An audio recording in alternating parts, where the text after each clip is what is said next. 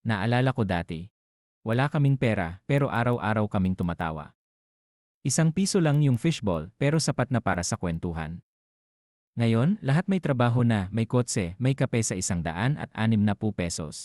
Pero pag nag-invite ka, laging tingnan natin. Yung dating laging walang pera. Siya pa nga yung palaging may baon na kwento. Ngayon, puro flex. Pero wala ng kwenta. Ang tunay na saya, hindi nabibili. Hindi yan nasa presyo ng ulam o ganda ng kotse.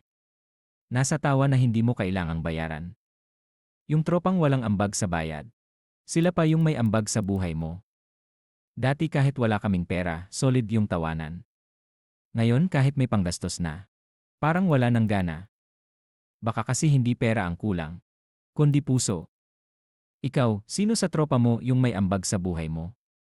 I-like mo to kung mismo na rin yung tropang kahit gutom, basta masaya.